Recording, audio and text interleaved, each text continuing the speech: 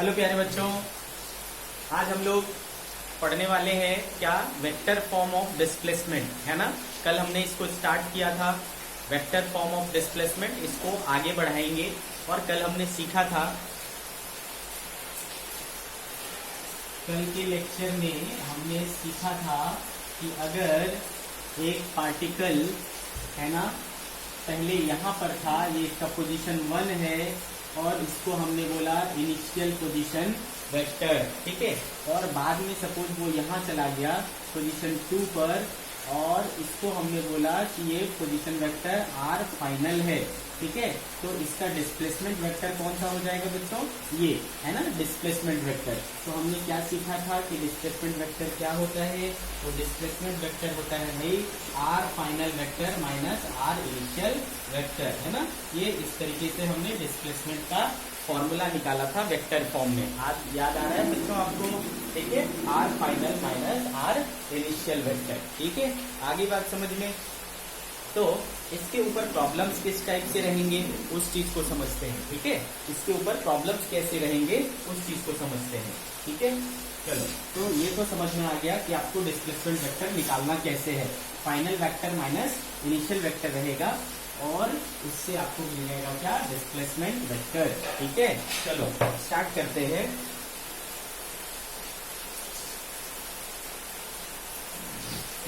Example लेते हैं बेटा। Initially a particle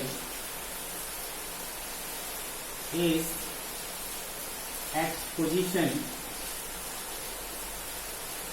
r1 vector equals to 4i plus 6j plus 5k, ऐसा, ठीक है।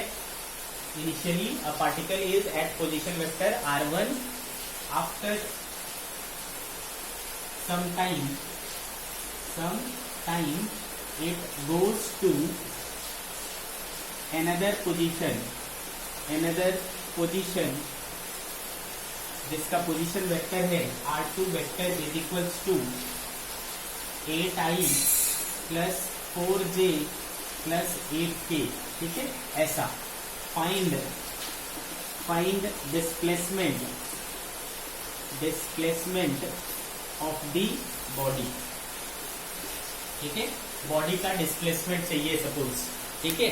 तो एग्जाम्पल का सॉल्यूशन हमारा हो जाएगा। तो बच्चों ये वाला जो वेक्टर हुआ, ये वाला क्या हो गया बेटा, इनिशियल वेक्टर हो गया, है ना। आर इनिशियल वेक्टर क्या हो गया, 4i plus 6j plus 5k। और आर फाइनल वेक्टर क्या हो गया बेटा, ये हो गया 8i plus 4j plus 8k vector, है ना। ऐसा हो जाएगा। आ रही कहानी आपको समझ में। अब आपको अगर डिस्प्लेसमेंट वेक्टर चाहिए तो चूंकि डिस्प्लेसमेंट वेक्टर इक्वल्स टू क्या होता है, final vector minus initial vector होता है। तो 8i plus 4j plus 8k, है ना, इसमें से माइनस करना है आपको 4i plus 6j plus 5k vector को।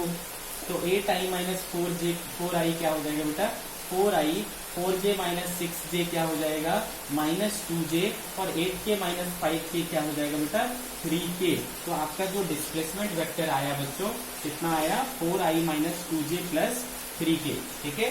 4i minus 2j plus 3k, ये हो गया आपका डिस्प्लेसमेंट वेक्टर। अगर आपसे सिर्फ इसका मैग्नीट्यूड पूछा जाए, ओनली मैग्नीट्यूड, तो फिर क्या करोगे बेटा, मैग्नीट्यूड निकालना है, यानी मॉड ऑफ वेक्टर डी निकालना है। तो याद करो, हमने वेक्टर में मैग्नीट्यूड निकालने के लिए क्या तरीका सीखा था बेटा, स्क्वायर रूट ऑफ, है ना, square root of X square plus Y square plus Z square, है ना। ये चीज सीखा था हमने। एक्स क्या होता था, आई का कंपोनेंट, जे वाई क्या होता था, जे का कंपोनेंट, जेड क्या होता था, के का कंपोनेंट, ठीक है। तो क्या हो गया बेटा, 4 का स्क्वायर 16, है ना, माइनस 2 का स्क्वायर 4 और 3 का स्क्वायर 9, ठीक है। 16 9 25 और 4 29। तो इसका मैग्नीट्यूड क्या हो गया बेटा, √29, ठीक है। इसका मैग्नीट्यूड क्या हो गया, √29। अच्छे से समझ में आया। तो एक वेराइटी क्वेश्चन का ये होता है जिसमें आपको initial position vector, final position vector given रहेगा और आपको डिस्प्लेसमेंट निकालना होगा, उसका मैग्नीट्यूड निकालना होगा। तो हम इस तरीके से प्रोसीड करेंगे और अपने क्वेश्चन को सॉल्व करेंगे। ओके बच्चों।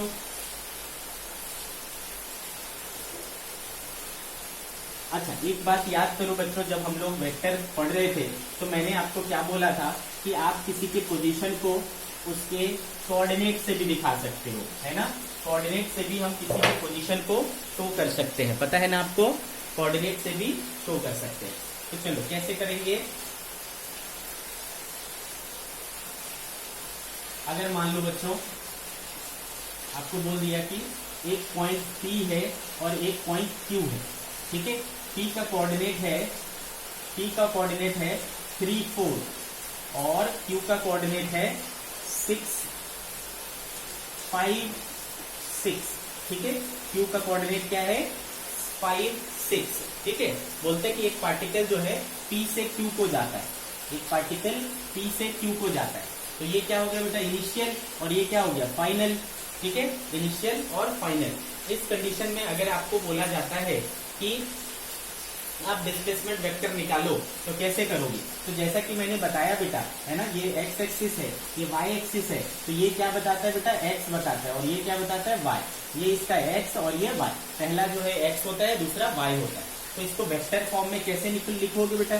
तो ये इनिशियल हो गया, तो आर इनिशियल, है ना, कैसे लिखाएगा 3i प्लस 4j, है ना, 3i प्लस 4j। और ये क्या हो गया बेटा फाइनल, तो आर फाइनल कैसे लिखाएगा 5i प्लस 6j, ठीक है। फाइनल वेक्टर, इनिशियल वेक्टर, आई बात समझ में। तो यहाँ से डिस्प्लेसमेंट वेक्टर क्या हो जाएगा, R final minus R initial. तो R final is 5i plus 6j, 5i plus 6j minus करना पड़ेगा अपने को 3i प्लस 4j, ठीक है। तो क्या आया बेटा 5i माइनस 3i 2i और 6j माइनस 4j 2j, ठीक है। तो 2i प्लस 2j ये हमारा क्या हो गया बेटा डिस्प्लेसमेंट वेक्टर हो गया। What is the displacement vector here 2i plus 2j। अच्छे से समझ में आया बच्चों, क्लियर है कहानी। अगर मुझे इसका मैग्नीट्यूड बोला जाएगा तो मैग्नीट्यूड यानी क्या होता है मॉड ऑफ वेक्टर, है ना। मैग्नीट्यूड अगर निकालना है तो मैग्नीट्यूड यानी मॉड ऑफ वेक्टर क्या हो जाएगा बेटा, आई के कोफिशिएंट का स्क्वायर 4, जे के कोफिशिएंट का स्क्वायर 4, स्क्वायर रूट 8 क्या हो जाएगा 2 रूट 2। ये हो गया आपका मैग्नीट्यूड। डायरेक्शन के लिए क्या किया करते थे, याद है आपको, डायरेक्शन के लिए क्या किया करते थे, tan phi इक्वल्स टू जे का कोफिशिएंट अपॉन आई का कोफिशिएंट। जे का कोफिशिएंट 2, आई का कोफिशिएंट 2, क्या हो गया बेटा 1, तो phi इक्वल्स टू क्या हो गया बेटा 45 डिग्री। तो उसका डायरेक्शन क्या है भाई, एक्स एक्सिस के साथ 45 डिग्री, एक्स एक्सिस के साथ 45 डिग्री। तो इस तरीके से भी आप कर सकते हैं अगर आपको कोऑर्डिनेट्स के टर्म्स में दिया है। तो एक एग्जांपल ऐसा लेंगे, है ना, जो कि कोऑर्डिनेट के टर्म में दिया हो और उसको सॉल्व करके देखेंगे अपन। हाँ,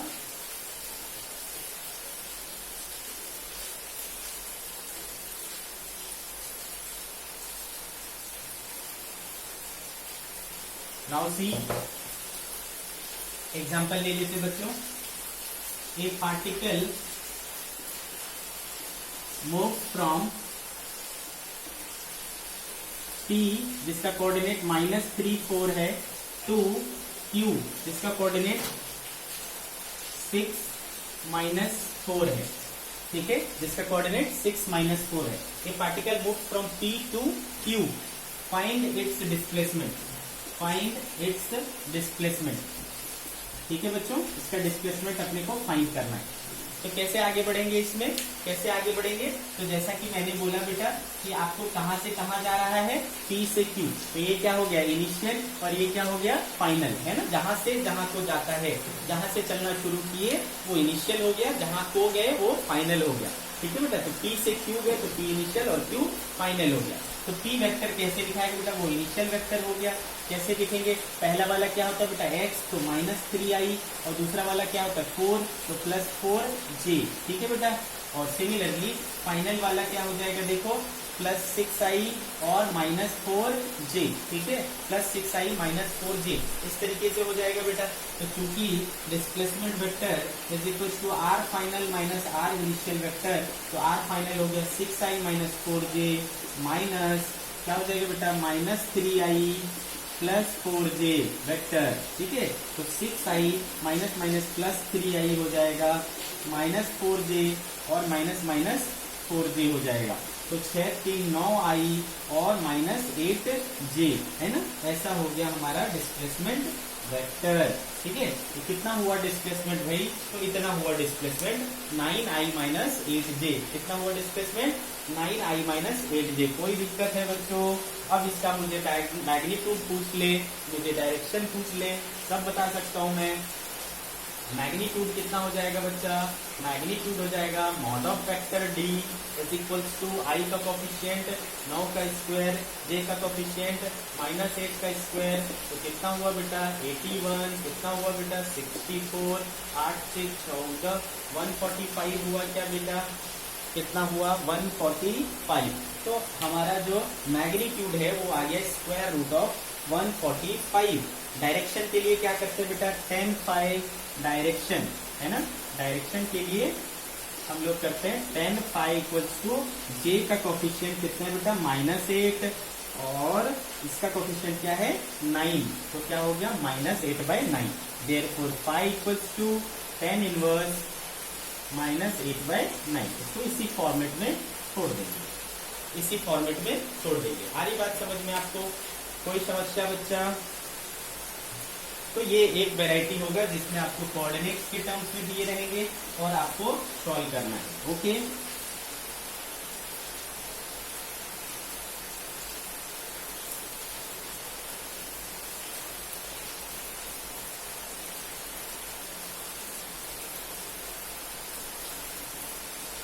कई बार बच्चे आपको डायरेक्शन वाले प्रॉब्लम्स आएंगे। डायरेक्शन कि फलाना बच्चा है जो ईस्ट में इतना चला, वेस्ट में इतना चला, नॉर्थ को इतना गया, साउथ को इतना गया, ऐसे डायरेक्शन वाले प्रॉब्लम्स होंगे। ठीक है, तो उसमें डिस्प्लेसमेंट जब आपको फाइंड आउट करने बोला जाएगा तो उस टाइप के प्रॉब्लम्स को कैसे करना है उसको भी अपन एक एग्जाम्पल के थ्रू समझने की कोशिश करते हैं। एग्जाम्पल, ठीक है बच्चा। मान लो बोला जाता है आपको कि ए बॉय traveled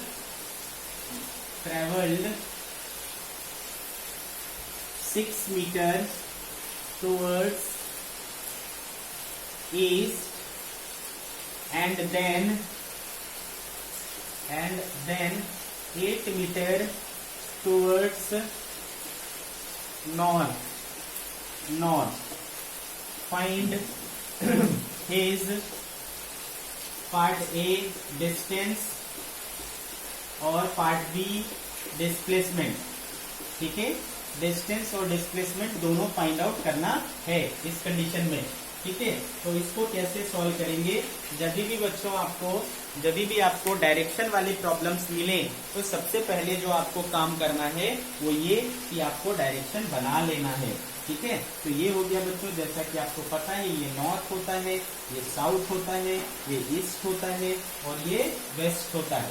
इस तरीके से हमने क्या कर लिया, बना लिया। ओके बच्चों, अब आपको क्या करना है, किधर किधर गए वो आप देखो। पहले क्या हुआ बेटा, 6 मीटर टुवर्ड्स ईस्ट गए, तो ईस्ट की तरफ इधर है बेटा, तो इधर चले गए हम 6 मीटर, तो ये 6 मीटर गए इधर। ठीक है, तो एक वेक्टर हो गया मेरा इस तरीके से। मान लो ये पॉइंट O है, तो O से ये चले गए हम 6 मीटर बच्चों। ठीक है, फिर अपन ने क्या किया, 8 मीटर गए टुवर्ड्स नॉर्थ। टुवर्ड्स नॉर्थ किधर बेटा, इधर, तो इस तरफ चले गए 8 मीटर। कहाँ पहुंच गए, यहाँ पहुंच गए। ठीक है, मान लो ये पॉइंट क्या है, B है, तो बेटा 6 मीटर इधर गया मैं, 8 मीटर इधर गया मैं। ठीक है, तो फाइनली जो है मैं कहाँ पहुंच गया, यहाँ पहुंच गया। ठीक है, तो इनिशियल पॉइंट मेरा क्या हुआ O, फाइनल पॉइंट मेरा क्या हुआ B, है ना। होल जर्नी के बाद मेरा फाइनल पॉइंट क्या हुआ, B हुआ, तो O से B, है ना। ये मेरा क्या हो गया बेटा, डिस्प्लेसमेंट वेक्टर हो गया, है ना। ये डिस्प्लेसमेंट हो गया, मैग्नीट्यूड हो गया। ये सॉरी, ये पहले चला 6, फिर चला मैं 8, तो मेरा डिस्प्लेसमेंट जो है ना। डिस्प्लेसमेंट के लिए क्या करना पड़ता है, इनिशियल पोजीशन और फाइनल पोजीशन को एक स्ट्रेट लाइन से कनेक्ट करना होता है, और उस मैग्नीट्यूड को मतलब उसके लेंथ को अगर फाइंड आउट कर लोगे तो दैट इज योर डिस्प्लेसमेंट। तो बेटा यहाँ पर बहुत ही सिंपल है, ये तीनों चीजें मिलकर के क्या बना रहा है, एक राइट एंगल ट्रायंगल बना रहा है, और ये उसके हाइपोटेनियस का काम कर रहा है। तो सिंपल यूज करेंगे पाइथागोरस, पाइथागोरस हमें दे देगा बेटा 8 का स्क्वायर प्लस 6 का स्क्वायर इज इक्वल टू 10, है ना। यहाँ से हमें डिस्प्लेसमेंट कितना मिल जाएगा, 10 मीटर मिल जाएगा, ठीक है। अब लेकिन बच्चों डिस्टेंस निकालने बोला है, तो डिस्टेंस के लिए अपने को क्या करना होता है, पूरे पाथ को फॉलो करना पड़ता है। तो 6 चलना पड़ेगा, 8 चलना पड़ेगा, 6 और 8 कितने हो जाएंगे, 14 मीटर। तो देखो बच्चा डिस्टेंस निकल गया और डिस्प्लेसमेंट निकल गया। अच्छे से समझ में आया क्या, अच्छे से समझ में आया क्या। ओके बच्चों, इसको करने का दूसरा तरीका देखो, इसका करने का दूसरा तरीका क्या है। तो जैसा कि आपको दिख रहा है कि 6 मीटर इधर चला बच्चा हमने ईस्ट, ये एक्स एक्सिस भी है क्या, इसको एक्स एक्सिस भी बोल सकता हूँ, इसको वाई एक्सिस भी बोल सकता हूँ। तो बेटा इस डायरेक्शन को दिखाने के लिए एक यूनिट वेक्टर यूज किया करते थे, आई कैप, याद है क्या आपको।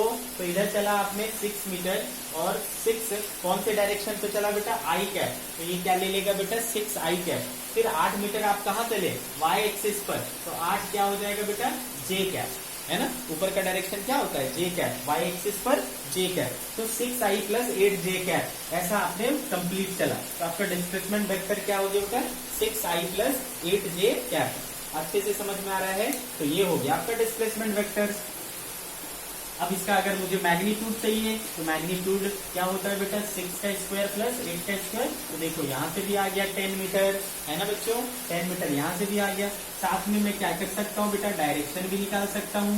तो 10 पाई इक्वल्स टू क्या हो जाएगा बेटा, परपेंडिकुलर जे का कोफिशिएंट 8, आई का कोफिशिएंट 6, कितना हुआ बेटा 4/3, कितना होता है 4/3, 53 डिग्री, है ना। तो इसका मतलब एंगल मैग्नीट्यूड हो गया 10 और ये डायरेक्शन कितना है बेटा 53 डिग्री। तो आप चाहो तो नॉर्मल तरीके से कर सकते हो, आप चाहो तो वेक्टर के फॉर्म में कर सकते हो, ठीक है। वेक्टर फॉर्म में करने से आपको एक फायदा मिलता है कि आपको कितना भी कॉम्प्लिकेटेड, यहाँ पर सिंपल घुमाया था, और ज्यादा घुमाऊंगा तो कॉम्प्लिकेटेड होता चला जाएगा, ठीक है। तो अगर सिंपल तरीके से करोगे तो थोड़ा कठिन हो सकता है जब ये ज्यादा क्वांटिटीज आ जाएंगी तो, लेकिन वेक्टर फॉर्म में तब भी आपको ये आसान लगेगा।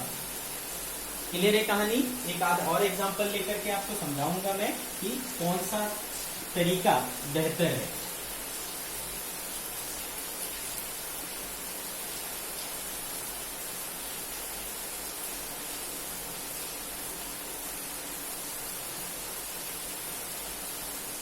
जैसे कि मैं एक एग्जांपल लेता हूं बेटा कि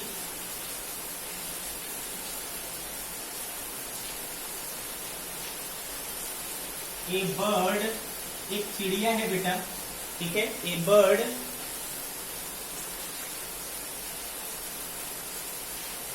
travelled 8 metre towards west, then 6 meter towards north, and then 10 meter vertically upward, and then 10 meter vertically upward. Find its A distance और B displacement। डिस्टेंस और डिस्प्लेसमेंट इसका अपने को फाइंड करना है। ओके बच्चों, डिस्टेंस और डिस्प्लेसमेंट इसका फाइंड आउट करना है। तो देखो पहले मैं नॉर्मल तरीके से करके दिखाता हूँ, फिर वेक्टर के तरीके से करके देखता हूँ, और दोनों में आप कंपेयर करना कि कौन सा आपको बेहतर लगता है, ठीक है बच्चों। चलो, तो मैंने जैसा कि बोला डायरेक्शन वाले में सबसे पहले क्या करो बच्चों, डायरेक्शन ड्रॉ कर लिया करो। नॉर्थ होता है भाई, साउथ होता है, ईस्ट होता है और वेस्ट होता है। इसी चीज को कोऑर्डिनेट सिस्टम पर देखें तो बच्चों, कोऑर्डिनेट सिस्टम पर ये क्या होता है, एक्स एक्सिस है और ये वाई एक्सिस है, और है ना वर्टिकल डायरेक्शन को क्या ले सकता हूँ बेटा, जेड एक्सिस ले सकता हूँ क्या मैं, ये वाला एक्सिस क्या हो जाएगा, जेड एक्सिस। ओके बच्चों, तो देखो क्या कह रहा है क्वेश्चन कि बर्ड ट्रेवल 8 मीटर वेस्ट, पहले 8 मीटर वेस्ट गया तो इसको भेज दो 8 मीटर वेस्ट, ठीक है, ऐसा भेज दिया आपने। फिर बोला भाई कि टुवर्ड्स नॉर्थ गया 6 मीटर, नॉर्थ ऊपर है तो आप इसको भेज दो 6 मीटर नॉर्थ, 6 मीटर नॉर्थ चला गया बेटा। ठीक है। अब बोलता है कि 10 मीटर वर्टिकली अपवर्ड चला गया, now it came like this, है ना, कितना 10 मीटर। अब कैसे निकालोगे बेटा, है ना। अब इसका जो डिस्प्लेसमेंट है वो कैसे निकालोगे, तो डिस्प्लेसमेंट के लिए हमको जैसा कि पता है, हम स्टार्ट कहाँ से किए थे बेटा, यहाँ से स्टार्ट किए थे, इस पॉइंट से, है ना। We started from here, means that means origin से स्टार्ट किए, और ओरिजिन से स्टार्ट होकर के पहले 8 इधर गया, फिर 6 इधर गया, और फिर इधर आप 10 मीटर चले, ठीक है। तो अब सवाल उठता है कि हम डिस्प्लेसमेंट कैसे निकालें। तो आपको डिस्प्लेसमेंट जैसा कि पता है कि इनिशियल पोजीशन को फाइनल पोजीशन से जोड़ना होता है, तो इस पॉइंट को इस पॉइंट से जोड़ने वाली लाइन, ये लाइन, ठीक है, इसको कैलकुलेट करना पड़ेगा आपको। तो how you will calculate this, ठीक है। कई बच्चे इस चीज को इमेजिन कर पाएंगे, कई बच्चे नहीं भी कर पाएंगे, ठीक है। अगर आप इमेजिन कर पा रहे हो तो आपको शायद समझ में आएगा कि मैं पहले क्या करूं, इन दोनों को सॉल्व कर लूं, तो इन दोनों का क्या हो जाएगा बेटा 10 मीटर, तो इन दोनों का काम हो गया, होगा ना। 6 और 8 का 10 अभी भी निकाला था, और फिर इन दोनों को किसके साथ जोड़ना है, इसके साथ। तो ये 10 और ये 10 भी क्या है बच्चा, ये 10 और ये 10 भी क्या है, एक दूसरे के परपेंडिकुलर है। इसको यहाँ से जोड़ूंगा तो वो क्या देगा, हाइपोटेनियस देगा। तो हाइपोटेनियस, तो 10 और ये हाइपोटेनियस क्या दे देगा बेटा, ये बेस हो गया, ये परपेंडिकुलर हो गया, और ये हाइपोटेनियस। तो भाई 10 और 10 परपेंडिकुलर और बेस के रूप में हो, 10 और 10 परपेंडिकुलर और बेस के रूप में हो, तो ये कुछ इस तरीके से हुआ बेटा, ये 10 और ये 10 है ना, वर्टिकल वाला। तो ये आपको रिजल्ट होगा, ये आपका डिस्प्लेसमेंट होगा। तो 10 और 10 का क्या हो जाएगा बेटा, 10√2। तो डिस्प्लेसमेंट कितना आया, 10√2 आया। तो कई बच्चे को दिक्कत होगा इसको इमेजिन कर पाने में, है ना, कठिनाई हो सकती है, लेकिन जो वेक्टर का तरीका है देखो, उससे कितना आसानी से ये हो जाएगा। वेक्टर के तरीके से हम अगर करते हैं इसको, तो बेटा जैसा कि गिवन है क्वेश्चन में, क्या गिवन है कि 8 मीटर टुवर्ड्स वेस्ट गए, तो 8 मीटर टुवर्ड्स वेस्ट गए। तो जैसा कि आपको पता है बेटा, ये वाला क्या होता है, प्लस आई कैप होता है, तो इधर वाला क्या होता है, माइनस आई कैप। तो क्या हो गया बेटा, -8 आई कैप हो गया। फिर आप गए 6 ऊपर की डायरेक्शन को प्लस जे कैप, तो +6 जे कैप हो गया, ठीक है। और फिर आप गए क्या, 10 मीटर ऐसा, ये वाला एक्सिस हमने क्या लिया बेटा, जेड एक्सिस, है ना। ये वाला एक्सिस क्या है, Z axis, X axis, Y axis and Z axis. बाहर की तरफ पॉजिटिव जेड एक्सिस, अंदर की तरफ नेगेटिव जेड एक्सिस। तो जेड एक्सिस को किससे दिखाते हैं बेटा, के कैप। तो क्या हो गया बेटा, +10 के कैप। तो देखो ये हो गया टोटल डिस्प्लेसमेंट। तो देखो वेक्टर फॉर्म में हमने इसको लिख लिया, -8i +6k +10k। तो अब भाई डिस्प्लेसमेंट निकालना बहुत आसान है, इसका मैग्नीट्यूड निकालना है, तो स्क्वायर रूट इसका कोएफिशिएंट का स्क्वायर, -8 का स्क्वायर +6 का स्क्वायर +10 का स्क्वायर, क्या हो गया बेटा 64, 36, 100 = √200, यानी कितना हो गया बेटा 10√2। देखो बहुत ही आसानी से आ जाता है, तो कितनी भी बार वो घूमेगा हम आसानी से उसको सॉल्व कर पाएंगे, ठीक है, हम उसको आसानी से सॉल्व कर पाएंगे। अच्छे से समझ में आ रहा है आपको। तो वेक्टर तरीका ज्यादा बेहतर है, अगर आपको वेक्टर आता है तो ये सब चीजें आप ज्यादा बेहतर ढंग से कर पाओगे। इसलिए मैं बार बार कहता हूँ कि वेक्टर को मजबूत करो, डिफरेंशिएशन को मजबूत करो, इंटीग्रेशन को मजबूत करो, अलजेब्रा को मजबूत करो, हल्का फुल्का लॉग सीखो, हल्का फुल्का ट्रिगोनोमेट्री सीखो, और फिर देखो फिजिक्स पढ़ने का मजा, ठीक है। फिर फिजिक्स पढ़ना बहुत आसान हो जाता है बेटा, बहुत इंटरेस्टिंग हो जाता है। कुल मिलाकर के जो आपका बेसिक मैथमेटिक्स सिखाया गया है उसको आप जितना बेहतर ढंग से कर पाएंगे, आपके लिए फिजिक्स उतना मजेदार, इंटरेस्टिंग और आसान हो जाएगा, इजी हो जाएगा। ओके बच्चों, ठीक है। तो इस तरीके के क्वेश्चन को आप डायरेक्ट वेक्टर के फॉर्म में करें, आपको काफी आसान लगेगा। ओके बच्चों, तो डिस्प्लेसमेंट के ऑलमोस्ट मैंने सारे वेराइटी आपको बताए कि किस तरीके से आपको डिस्प्लेसमेंट के ऊपर प्रॉब्लम्स पूछे जाएंगे, ठीक है। अच्छा, इस कंडीशन में डिस्टेंस कितना हो जाएगा, तो 6 मीटर 8 मीटर कितना चल लिए 14, और 10 गए ऊपर, कितना हो गया बेटा 24 मीटर आपका डिस्टेंस हो गया। डिस्टेंस के लिए तो अपने को सोचना ही नहीं है, जैसे जैसे चले थे सारे डिस्टेंसेस को एडअप करते जाना है, आपको क्या मिल जाएगा भाई, डिस्टेंस मिल जाएगा। डिस्टेंस के लिए अपने को बिल्कुल भी सोचना नहीं पड़ता है। Got it? ठीक है बच्चों, तो we understood how to find displacement, ठीक है। डिस्टेंस कैसे फाइंड करना है, डिस्प्लेसमेंट कैसे फाइंड करना है ना, ये चीज हमने सीख लिया। अब हमें ये सीखना है बच्चों कि क्या कोई डिफरेंस है डिस्टेंस और डिस्प्लेसमेंट के बीच में। तो difference between difference between distance and displacement. ठीक है बच्चों, डिस्टेंस और डिस्प्लेसमेंट के बीच में क्या डिफरेंस है, इस चीज को सीखेंगे बच्चों। ओके, चलो देखते हैं। तो हम क्या करेंगे, एक कॉलम बनाएंगे। ठीक है, एक तरफ हमने लिया बच्चों डिस्टेंस और एक तरफ हमने लिया डिस्प्लेसमेंट। ठीक है, तो ये अपन ने छोटी क्लासेस में भी पढ़ा है, क्लास 9 में भी पढ़ा है, डिस्टेंस और डिस्प्लेसमेंट के बीच में डिफरेंस है ना बच्चों। तो आपके लिए ये काफी आसान है, मुझे तो लगता है ये आप खुद ही कर सकते हो, बट फिर भी मेरा फर्ज बनता है तो मैं आपको है ना बताता हूँ। ठीक है, एक पहला जो है, सबसे पहले आप दोनों का डेफिनेशन लिख लो। इसका मतलब क्या होता है बेटा, total length of path, total length of path travelled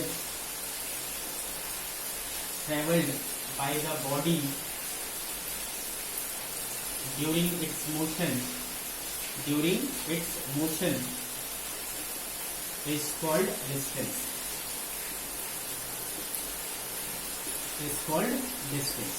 आगे बात समझ में। इधर का डेफिनेशन क्या हो जाएगा बेटा, the shortest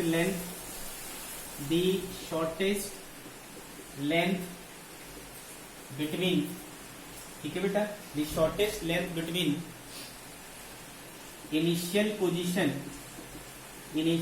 position and final position is called displacement. Understood.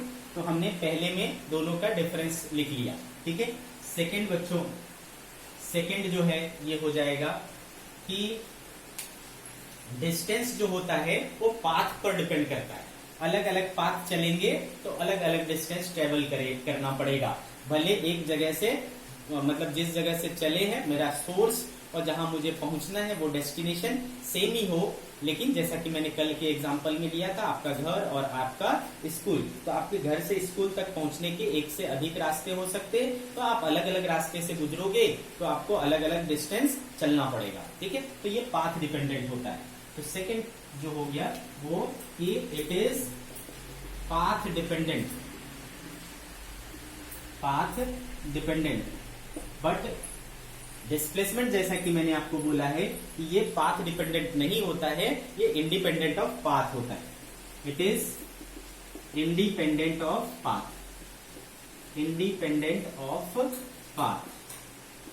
ठीक है, तीसरा, इट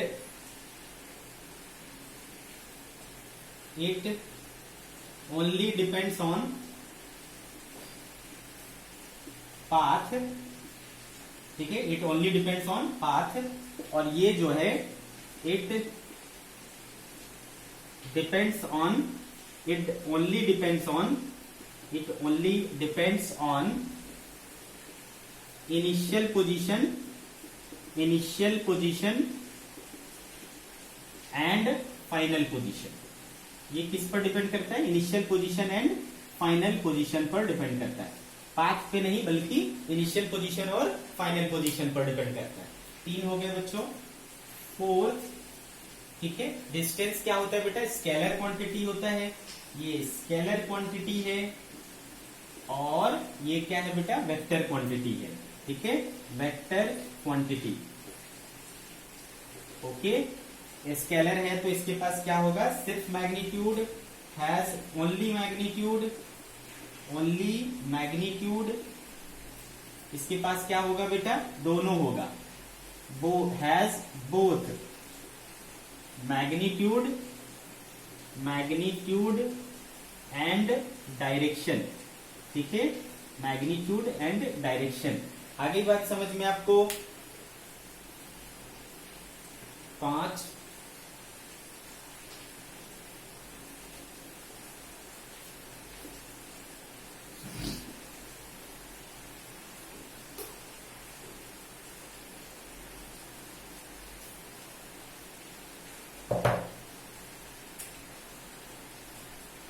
सिक्स पॉइंट बेटा, याद रखना डिस्टेंस कभी निगेटिव नहीं हो सकता। It can never be negative. ठीक है, ये कभी निगेटिव नहीं हो सकता। जबकि डिस्प्लेसमेंट इट कैन बी, ये निगेटिव भी हो सकता है, पॉजिटिव भी हो सकता है और जीरो भी हो सकता है। ठीक है, it can be negative, positive और जीरो, एनीथिंग, कुछ भी हो सकता है ना। नेगेटिव भी हो सकता है, पॉजिटिव भी हो सकता है और जीरो भी हो सकता है। ओके, बट डिस्टेंस कभी भी निगेटिव नहीं हो सकता। ये या तो जीरो होगा या तो पॉजिटिव होगा। जीरो कब होगा? जब आप चले ही नहीं हो, आपने चलना शुरू ही नहीं किया, तो डिस्टेंस क्या है? जीरो है। ठीक है, लेकिन डिस्प्लेसमेंट चल के वापस एक ही जगह पर आ गया, तब भी क्या हो जाएगा? जीरो हो जाएगा। उल्टी दिशा में चल दिए तो निगेटिव हो गया, सेम डायरेक्शन में चले तो पॉजिटिव हो गया। तो इसमें चूंकि डायरेक्शन मेंशन करना होता है, तो निगेटिव पॉजिटिव वगैरह आपको क्या बताता है? डायरेक्शन बताता है। ठीक है, प्लस याद करो बच्चों, हमने सीखा था कि डिस्टेंस जो है, डिस्टेंस हमेशा क्या होता है बेटा? Greater than equal to displacement होता है। हमेशा डिस्टेंस जो है या तो बड़ा होगा या तो बराबर होगा। ठीक है, तो इसको क्या लिख सकते हैं? डिस्प्लेसमेंट क्या होगा भाई? डिस्प्लेसमेंट हमेशा या तो छोटा होगा या तो बराबर होगा इसके डिस्टेंस से। ठीक है बच्चों, तो ये कुछ पॉइंट्स थे जो डिफरेंशिएट करता है किसको? डिस्टेंस और डिस्प्लेसमेंट को। ठीक है बच्चों, डिस्टेंस और डिस्प्लेसमेंट को डिफरेंशिएट करने वाली ये कुछ पॉइंट्स थे। ठीक है, अंडरस्टूड?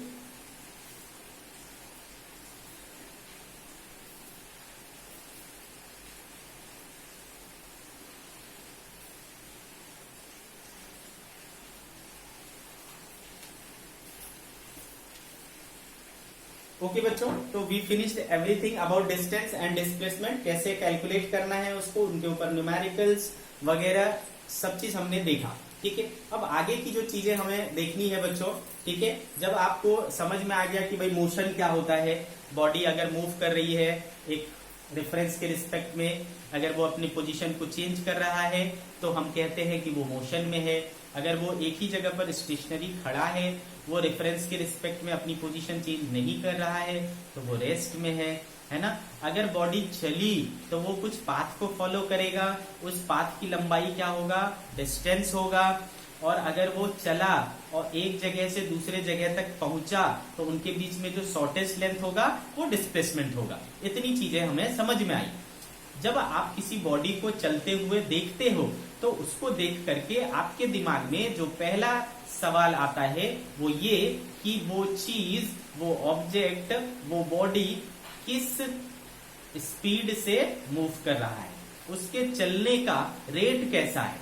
ठीक है, ये चीज हमारे माइंड में आता है। अगर कोई चीज धीरे चल रहा है या फास्ट चल रहा है, ये चीज हमें कैसे समझ में आती है? उसके स्पीड से, है ना। कोई चीज अगर रेंगता हुआ पास हो रहा है तो हम कहते हैं भाई कि वो बहुत कम स्पीड से चल रहा है, बहुत धीरे चल रहा है। अगर कोई बहुत फर्राटेदार तेजी से जा रहा है तो हम उसको क्या कहते हैं कि वो बहुत स्पीड में है। आ रही बात समझ में? तो एक ऐसी क्वांटिटी जो हमें ये बताता है कि कोई बॉडी कितना तेजी से या फिर कितना धीरे मूव कर रहा है, इस चीज को हम लोग कहते हैं बेटा स्पीड। ठीक है, तो अगर आपसे फिजिकल मीनिंग पूछा जाए स्पीड का, तो the physical meaning of speed is this कि it tells us how fast और how slow a body is moving. Got it? Got the point? Okay, ठीक है बच्चों, तो अगला जो हम लोग टॉपिक पढ़ेंगे वो है स्पीड।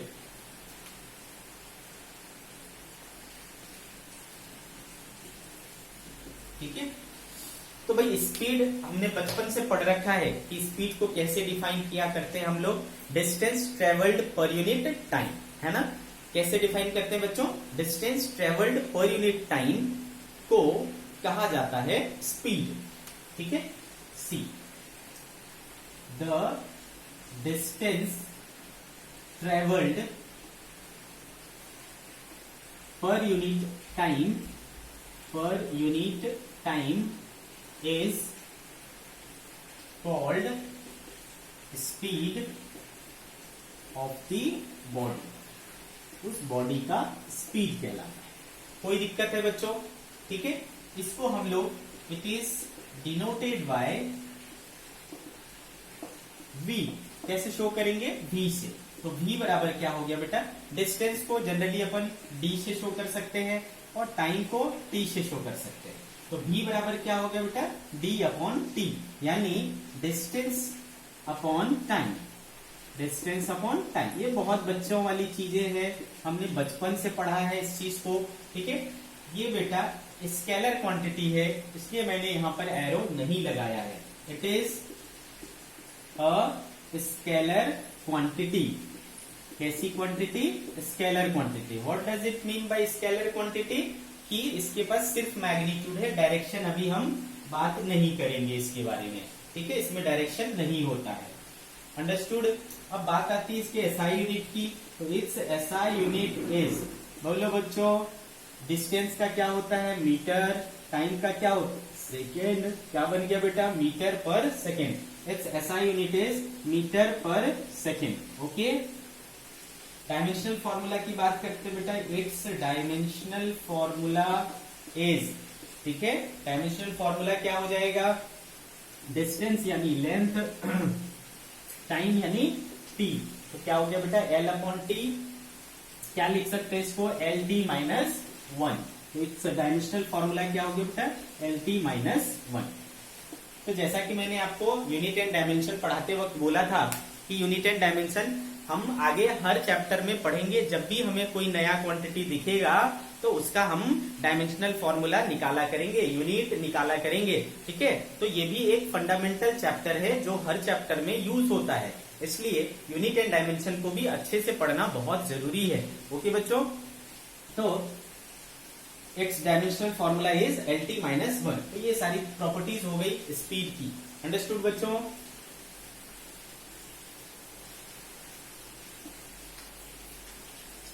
आपने सुना होगा कि जनरली अपन, है ना, ये तो देख लिया हमने कि एसआई यूनिट इसका क्या है, मीटर पर सेकेंड। लेकिन अगर अपन बोलचाल की बात करें तो अक्सर हम लोग स्पीड किसमें एक्सप्रेस किया करते हैं, किलोमीटर पर आवर में, है ना, करते हैं ना बच्चों। तो किलोमीटर पर आवर क्या है, स्पीड का बड़ा यूनिट है, और मीटर पर सेकेंड क्या है, छोटा यूनिट है। क्लियर है बच्चों, मीटर पर सेकेंड छोटा यूनिट है, किलोमीटर पर आवर बड़ा यूनिट है। तो अक्सर आपको क्या करना होता है, चेंज करना पड़ सकता है, किलोमीटर पर आवर से मीटर पर सेकंड में, मीटर पर सेकंड से किलोमीटर पर आवर में, ऐसा चेंज करना पड़ सकता है। तो आप कैसे चेंज करोगे, इस चीज को ध्यान से देखो बेटा। अगर आपको एक ट्रिक बता रहा हूं मैं, मीटर पर सेकंड है ना, और किलोमीटर पर आवर, ठीक है बेटा। तो ये क्या है, छोटा यूनिट है, और ये क्या है, बड़ा यूनिट है। अगर आपको मीटर पर सेकंड से किलोमीटर पर आवर में कन्वर्ट करना है, ठीक है बच्चों, किलोमीटर पर आवर में कन्वर्ट करना है, तो क्या करोगे, तो आपको नंबर याद रखना है 5 और 18। क्या याद रखना है बेटा, 5 और 18, ये नंबर याद रखने हैं, ध्यान से सुनना, 5 और 18। अब बताओ, आपको अगर मीटर पर सेकेंड से किलोमीटर पर आवर बनाना है, यानी ध्यान से समझना बेटा, ये छोटा यूनिट है और ये बड़ा यूनिट है। तो छोटे को बड़ा करने के लिए क्या करना पड़ता है बेटा, 1 से बड़ी क्वांटिटी से मल्टीप्लाई करना पड़ता है। किसी चीज को 1 से छोटी क्वांटिटी से मल्टीप्लाई करोगे तो वो छोटा हो जाएगा, और 1 से बड़ी क्वांटिटी से मल्टीप्लाई करोगे तो वो बड़ा हो जाएगा। फॉर एग्जाम्पल, अगर मान लो 4 लेता हूं, 1 से बड़ी क्वांटिटी मान लो लेता हूं 3/2, तो क्या हो जाएगा बेटा, 2 और 2 6 हो गया, ग्रेटर देन 4 हुआ ना, ठीक है। लेकिन 4 को मैं 1 से छोटी क्वांटिटी जैसे कि हाफ से मल्टीप्लाई करता हूं, तो ये देखो क्या हो गया बेटा, 2 हो गया, जो लेस देन 4 है। आगे बात समझ में आपको, तो अगर किसी क्वांटिटी को 1 से बड़ी चीज से मल्टीप्लाई करोगे तो वो उस क्वांटिटी से बड़ी हो जाएगी, और उसको अगर 1 से छोटी क्वांटिटी से मल्टीप्लाई करोगे तो वो चीज क्या होगी, उससे छोटी हो जाएगी। ये चीज तो आप समझते होगे, ठीक है। तो यहाँ मीटर पर सेकेंड छोटी यूनिट है, किलोमीटर पर आवर बड़ी यूनिट है। मेरे को छोटे को बड़ा करना है, छोटे को बड़ा करना है तो 1 से बड़ा क्वांटिटी से मल्टीप्लाई करना पड़ेगा। बताओ, बड़े क्वांटिटी से मल्टीप्लाई करना पड़ेगा, तो बताओ 5 और 18 में, 5 और 18 से मैं कैसे बड़ा क्वांटिटी बना सकता हूं, 1 से बड़ा, तो बाय मल्टीप्लाइंग दिस 18/5। 18/5 1 से बड़ा हुआ कि नहीं, 1 से बड़ा हुआ ऑब्वियसली। तो अगर आपको मीटर पर सेकंड में है किलोमीटर पर आवर में कन्वर्ट करना है, छोटा यूनिट है, बड़ा यूनिट बनाना है, तो उसको 1 से बड़ी यानी 18/5 से मल्टीप्लाई कर दोगे तो आपको क्या मिल जाएगा बेटा, किलोमीटर पर आवर। एग्जाम्पल देख लो, अगर मान लो 20 मीटर पर सेकेंड को किलोमीटर पर आवर में बदलना है तो आपको क्या करना है बेटा, 20 इंटू 18/5, 5 से 4 तो 18 चौके 72 किलोमीटर पर आवर आ गया आपका answer. 20 metre per second is equal to 72 kilometre per hour. Another example, 15 metre per second को मान लो बदलना है तो मीटर पर सेकेंड को किलोमीटर पर आवर बदलना है, बड़ा बनाना है तो बड़े क्वांटिटी से यानी 18/5 से 5 से 3 18 3 54 54 किलोमीटर पर आवर। ठीक है, आई बात समझ में। सिमिलरली अगर मान लो 10 मीटर पर सेकेंड को बदलना है तो 10 को मल्टीप्लाई कर लो 18/5 से, 5 से 2 18 दूना 36 किलोमीटर पर आवर हो जाएगा। तो इस चीज को आप ध्यान रखें, मीटर पर सेकेंड को किलोमीटर आवर में बदलना है तो आप क्या करें, 18/5 से मल्टीप्लाई कर दें। ओके, नाउ अगर आपको किलोमीटर पर आवर को मीटर पर सेकेंड में चेंज करना है, ठीक है, किलोमीटर पर आवर को मीटर पर सेकेंड में चेंज करना है यानी बड़े यूनिट को छोटा बनाना है, तो बड़े को छोटा बनाने के लिए 1 से छोटी क्वांटिटी से मल्टीप्लाई करना पड़ता है। इन दोनों से छोटी क्वांटिटी कैसे बनेगी बेटा, इंटू 5/18 है ना, 5/18 1 से छोटा हुआ ना बेटा, तो 5/18 से मल्टीप्लाई करोगे, किलोमीटर पर आवर में 5/18 से मल्टीप्लाई करोगे तो क्या मिल जाएगा, मीटर पर सेकेंड मिल जाएगा। एग्जाम्पल देख लो,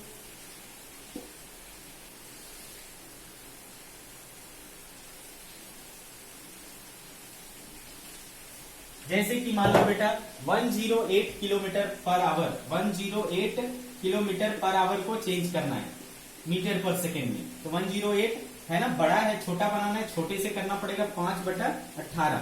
ठीक है, तो 18 से ये कितने बार में जाएगा बेटा, 6, तो 6 5 जा क्या हो गया बेटा, 30 मीटर पर सेकेंड। आगे कहानी समझ में। ठीक है, मान लो 90 किलोमीटर पर आवर को चेंज करना है तो 90 उसको मल्टीप्लाई कर देंगे 5/18 से, 18 पंचे 90, 25 मीटर पर सेकेंड। कोई दिक्कत है बेटा, कितना हो गया, 25 मीटर पर सेकेंड हो गया। ओके, नाउ व्हाट, अगर मान लो मैंने 54 किलोमीटर पर आवर को चेंज करना है तो 54 इंटू 5/18, 18 3 54, 15 मीटर पर सेकेंड, ऐसा आ गया। ठीक है, तो ये भी बहुत काम आता है, अक्सर अपने को कन्वर्ट करना हो जब भी, है ना, जब भी अपने को कन्वर्ट करना हो मीटर पर सेकेंड को किलोमीटर पर आवर में, किलोमीटर पर सेकेंड, किलोमीटर पर आवर को मीटर पर सेकेंड में, तो ये हमारे बहुत काम आता है। ओके बच्चों, तो हमने सीखा बेटा कि स्पीड क्या होता है। स्पीड का SI unit metre per second होता है, बट उसका जो पॉपुलर यूनिट है, जनरली जो अपन यूज करते हैं, वो क्या है, किलोमीटर पर आवर है। ठीक है, ओके, तो जब भी जिसमें भी बोलेगा वो हम इस तरीके से कन्वर्ट कर लिया करेंगे। एक एग्जांपल लेते हैं कि a boy travelled 36 kilometre in half hour. ठीक है, find his speed in metre per second and kilometre per hour. ठीक है, दोनों में इसकी स्पीड को कैलकुलेट करना है। बहुत ही बच्चों वाला सवाल है ना, एकदम बेसिक सा। ठीक है, तो बच्चों चूंकि पता है यहाँ पर डिस्टेंस कितना है, 36 किलोमीटर, टाइम कितना है, हाफ आवर, तो स्पीड बराबर क्या होता है, डिस्टेंस अपॉन टाइम होता है। तो डिस्टेंस है 36 किलोमीटर और ये हुआ 1/2 आवर, 2 चला जाएगा ऊपर, 36 गुना 72 किलोमीटर पर आवर। तो ये आया किसमें बेटा, 72 किलोमीटर पर आवर में आया। तो मेरा ये वाला आंसर मिल गया बेटा, 72 किलोमीटर पर आवर। अब इसको मीटर पर सेकेंड में कन्वर्ट करना है, तो जैसा कि मैंने बोला ये बड़ा यूनिट है, बड़े यूनिट को छोटा करना है, तो छोटे करने के लिए क्या करना पड़ता है बेटा, 1 से छोटा वाला कैसे मिलेगा, 5/18 से, 18 चौके, तो कितना हो गया बेटा, 20 मीटर पर सेकेंड। तो आपने दोनों ही तरीके से आपने इसको एक्सप्रेस कर दिया। क्लियर है। ओके बच्चों, तो स्पीड की और सारी चीजें हम लोग नेक्स्ट लेक्चर में सीखेंगे। आज की लेक्चर बच्चों हम लोग यही समाप्त करते हैं, कल स्पीड को और ज्यादा डिटेल में पढ़ेंगे। ओके बच्चों, ठीक है, तो आज की सभा होती है यही समाप्त। ठीक है, कल फिर मिलेंगे बच्चों। Till then tata bye bye.